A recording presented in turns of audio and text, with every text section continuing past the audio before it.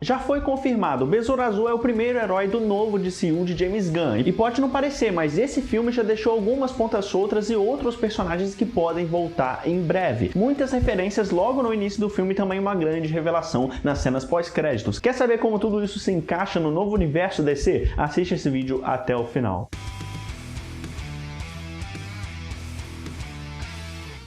Fala nerds, eu sou o Lucas, sejam muito bem-vindos ao Experiência Nerd. E galera, pelo visto o Besouro Azul realmente chegou pra ficar, né? Tentando sobreviver toda essa crise da DC, né? E querendo ou não, teve uma recepção não tão negativa assim quanto foi com o filme do Flash, Shazam 2 e até o Adão Negro, por exemplo. Porque apesar de vários problemas, né, principalmente nos vilões, pelo menos pra mim, esse personagem ele tem bastante potencial pra continuar no universo do James Gunn, ainda mais sendo um filme tão isolado, né? Mas será mesmo que tem alguma coisa nesse filme que vai ser aproveitada no futuro, além dos atores? Qual projeto o Besouro Azul vai aparecer daqui pra frente? A gente tem muita coisa pra comentar no vídeo de hoje, então se você curte conteúdo nerd de qualidade e aquela discussão de fã pra fã, já deixa o seu like aqui embaixo que ajuda demais. Então já se inscreve aqui com o sininho ativado pra ficar informado e ao mesmo tempo me dá aquela força. Muito obrigado e vamos pro vídeo. Então, pessoal, diferente da maioria dos filmes de herói que a gente vê atualmente, esse filme, que era um filme originalmente programado para ser lançado no streaming, ele até que me surpreendeu no CGI, por incrível que pareça. Um CGI bem melhor que o filme do Flash, aliás. Mas se tem uma coisa também que eu não vi há um tempo em filmes de herói, e esse filme aqui ele tem, é a abertura dele. Porque antigamente me lembrou bastante, né, quando a gente tinha aquelas aberturas clássicas dos filmes do Homem-Aranha, por exemplo,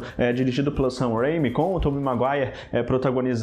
E realmente sempre tinha uma introdução maior, e também nos filmes que vieram depois, recapitulando o que aconteceu no filme anterior. Isso sempre foi muito legal daqueles filmes e tal, com aquela arte linda aparecendo. Claro que não é do mesmo jeito, mas ele tem uma abertura maior, né, que conta algumas informações pra gente, e logo de cara essas informações já fazem uma referência bem grande do universo DC, que quem já é fã, já conhece um pouco da mitologia do Besouro Azul, já conseguiu pegar logo de cara. Porque quando eles encontram o escaravelho azul, a gente descobre também que existem outros escaravelhos vagando e de outras cores, né? Então fica sugerido que eles estão aí, eles existem pelo universo e tal, mas depois dessa cena introdutória a gente não fica mais sabendo de nada. O filme não fala mais nada sobre isso e nem se aprofunda em nada disso, em nenhum outro escaravelho que a gente vê nessa cena. Mas já que o filme não dá essa resposta, né, olhando para os quadrinhos recentes, inclusive do personagem, principalmente naquele dia da graduação que eu já tinha citado aqui no canal outra vez, a gente tem então novas informações sobre a mitologia dos escaravelhos, e que eles têm várias cores, né? E que existem mais versões de outras cores, né? Como por exemplo o escaravelho verde Nitida e o amarelo Dynasties, esses dois que saíram da expansão e fazem parte do grupo Horizonte. Lembrando que a expansão, ela é uma civilização alienígena que criou o escaravelho e deixou ele na Terra para justamente ganhar a confiança dos humanos, se infiltrar ali, né? E conseguir então,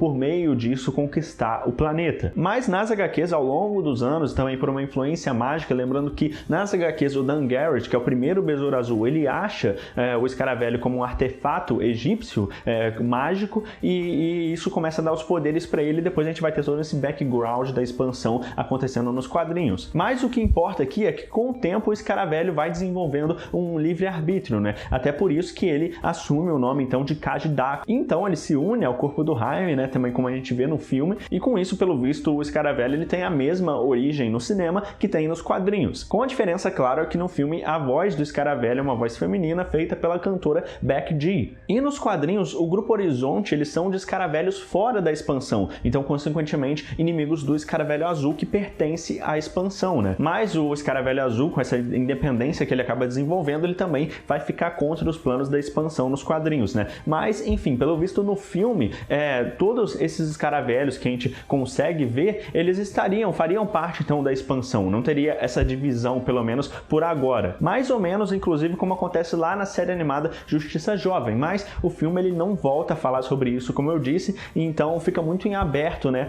Fica com essa deixa mesmo caso o James Gunn queira incluir alguma coisa nos seus planos no futuro, né? Envolvendo a expansão, por que não? Acho que ia ser bem interessante. Realmente, a expansão ela poderia fazer mesmo uma ameaça interplanetária como acontece no desenho Justiça Jovem, e fazer isso ser uma grande saga do DCU, né? Realmente, se ele quiser incluir o Besouro Azul com um papel importante, né, daqui pra frente. E outra grande questão que agora se conecta com as cenas pós-créditos são, claro, os outros Besouros Azuis, porque como a gente já tinha visto no trailer, eles realmente adaptam muito fielmente o que tem nos quadrinhos do Jaime Reyes ser o terceiro Besouro Azul, né? Ele é o terceiro a assumir essa identidade. E o primeiro deles foi o Dan Garrett, que aqui a gente descobre que ele também descobriu o Escaravelho a partir de uma escavação, e aí se tornou o Besouro Azul. E por causa disso até dá para deduzir que o Dan Garrett morreu, né? Porque como a gente vê no filme também, eles têm essa questão de que o Escaravelho só sai do corpo do hospedeiro quando o hospedeiro acaba morrendo. Então foi por isso que provavelmente o Escaravelho ficou sem hospedeiro e conseguiu se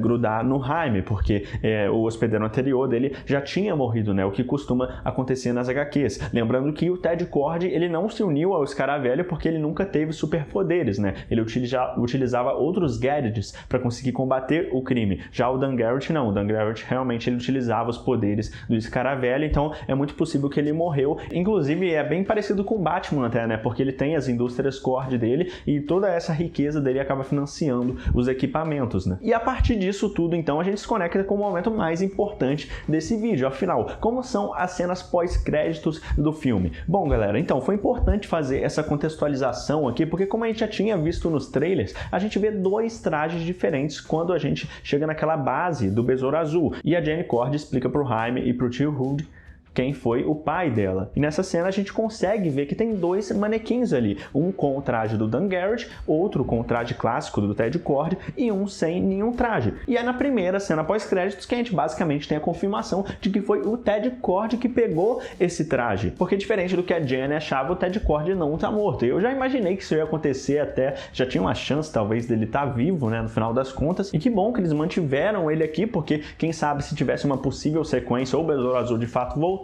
eles vão poder aproveitar isso. Porque a gente vê aqui, né, que ele deixou uma mensagem de voz para Jenny e então em algum momento ela vai conseguir ouvir essa mensagem completa que explica que ele tá vivo e que, ao que parece, ele não deixou a Jenny então por vontade própria depois que a mãe dela morreu. Provavelmente tem algum motivo para isso, né, que a gente ainda não sabe, até porque realmente a gente não vê em nenhum momento o rosto do Ted Kord aqui ou de qualquer outra pessoa que poderia mandar essa mensagem, né? Mas faz sentido, se a gente parar para pensar, que o Ted Kord foi atrás para tentar resgatar ou salvar a mãe da Jenny, que ela fala que também morreu, que ela conta para a família do Jaime, né, naquela cena da mesa. Mas também, como outras coisas do filme, eles não se aprofundam nisso e principalmente na causa da morte da mãe dela. A gente não sabe exatamente como que foi que isso aconteceu. Então isso abre muitas possibilidades, porque quem sabe a partir disso então a gente pode ter a participação de um personagem que já foi confirmado no novo universo do James Gunn, que é o Gladiador Dourado, que tem uma longa história, uma longa trajetória, né, como parceria com o Besouro Azul do Ted Kord, inclusive. Então, como o Gladiador Dourado ele vai ganhar uma série, ele tem essa questão de poder viajar no tempo, ser um viajante temporal, ele pode então estar junto ali com o Ted Kord, já que a gente não sabe se ele tá com alguém ou não tem mais nenhuma informação, tem uma possibilidade de criar em cima disso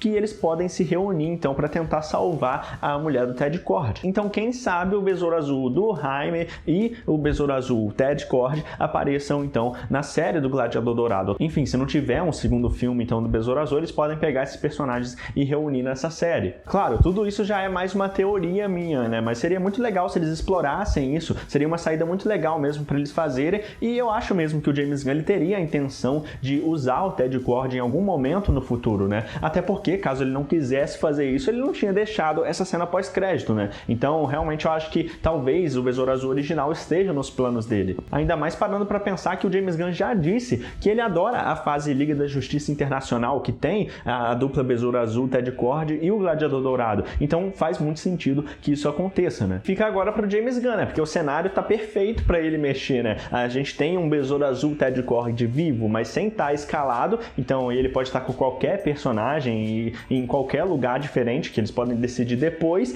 e ele tá provavelmente com um traje atualizado, diferente, um pouco diferente daquele clássico que a gente viu lá na base, que inclusive é lindíssimo, né? Eu adorei aquele uniforme, mas se for uma versão atualizada dele também deve ficar muito legal. Mas se for para parar para pensar então de outro motivo do Ted Kord ter sumido e não ter aparecido nunca mais na vida da Jenny, né? Que nessa versão live action ele tem tem uma filha, essa personagem que já não existe nos quadrinhos, mas nessa versão live action eles incluíram até para facilitar, eu acho, o roteiro, né, para ela fazer a explicação. Ela funciona bastante para explicar os conceitos para os personagens, mas eu acho que outra questão, ligando com os quadrinhos que eles poderiam trazer, não sei se com o mesmo personagem, é que nos quadrinhos ele some depois quando ele é morto pelo Maxwell Lord, que apareceu inclusive lá em Mulher Maravilha 1984 e é interpretado pelo Pedro Pascal, né, de The Mandalorian e The Last of Us. Então, quem sabe eles poderiam usar esse personagem ou outro, né, futuramente, e fazer algo parecido. Mas nos quadrinhos tem a diferença, né, que isso aconteceu porque ele foi investigar o projeto OMAC, que era diferente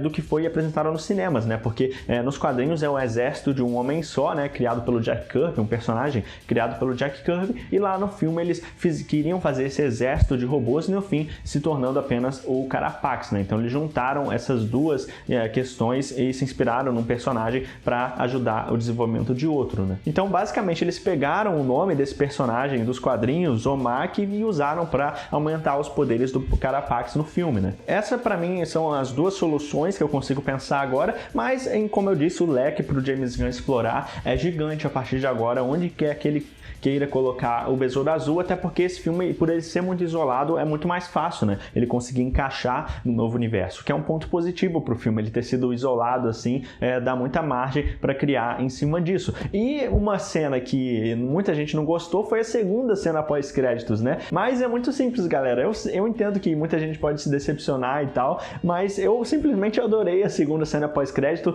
porque eles fazem no filme, né, uma referência a vários programas mexicanos e tal, e realmente dessa cultura mexicana mesmo, né? Como, por exemplo, a novela Maria do Bairro e também, claro, o Chapolin Colorado. Logo quando eles falaram que o tio Rudy lá falou que ia ter aquela máquina, né? A famosa criação do Roberto Gomes Bolaños, que os brasileiros, eles gostam muito, né? E eu sempre vi, quando eu era mais novo e tal, eu sempre via, sempre gostei e até hoje eu gosto. Então, quando o tio Rudy, ele faz aquela máquina, né, para atrapalhar a frequência das câmeras de segurança das indústrias Ford, e ele fala que o nome é o Chapolin, eu já pensei nisso logo de cara, né? Mas o melhor é que ele coloca lá realmente a abertura de uma série do Chapolin, né, para aparecer. E eu fiquei curioso, né, na cena pós-crédito se ia ter o que ia aparecer, mas no fim das contas foi mais uma piada mesmo, né? E o mais incrível é que a produção do filme realmente contratou uma empresa para fazer essa abertura, né, em stop motion, do mesmo jeito que eram umas aberturas clássicas lá das séries do Chespirito, lá no México, né? E provavelmente eles fizeram isso, né, até porque os direitos do Chaves e Chapolin estão nesse imbróglio aí com os herdeiros que não querem liberar para ninguém, então provavelmente eles conseguiram algum acordo e tal, ou a solução mesmo foi recriar uma abertura e ficou muito legal. Claro, a cena não muda em nada, o novo universo DC não muda em nada mesmo, é só uma piada e tal, não dá nenhum indicativo sobre o futuro, nem nada. É aquela cena pós-crédito que já tá virando comum, né, uma cena pós-crédito piada, que nem foi lá com o primeiro Deadpool, que ele manda o pessoal ir embora lá, como se fosse o filme da Curtindo a Vida Doidado, faz uma referência a isso. E também a gente tem o Homem-Aranha de Volta ao Lar, que tem o Capitão América lá aparecendo, falando que o filme acabou, por que você esperou por algo tão decepcionante, né? Que ele fala isso, e tá até o Doutor Estranho 2 também, com o Bruce Campbell aparecendo, que ele tá se socando lá naquele feitiço do Doutor Estranho, e depois ele fala, acabou, vão embora. Então acho que eles também, de novo, vendo isso, só queria fazer mais essa piada aí que o filme já acabou, né? Basicamente é isso que a gente tem, principalmente com o Ted Kord, né, que nem eu falei, para ser usado no futuro. Mas agora eu quero saber de você, o que você achou disso tudo? Que você gostou das cenas pós-créditos? A segunda você não gostou tanto assim? Como é que foi a sua experiência com o filme? Você acha que o Besouro Azul vai aparecer em qual projeto? Qual projeto você gostaria que ele aparecesse? Ou você acha melhor esquecer esse filme? Comenta aqui embaixo as suas teorias pra gente discutir junto. Se você é fã da DC, assim como eu, já deixa o like aqui embaixo, se inscreve no canal com o sininho ativado para não perder nenhum vídeo. E não vai embora ainda, conferindo esses outros vídeos que eu separei pra você, eu tenho certeza que você vai gostar. É isso aí, valeu, falou, até mais!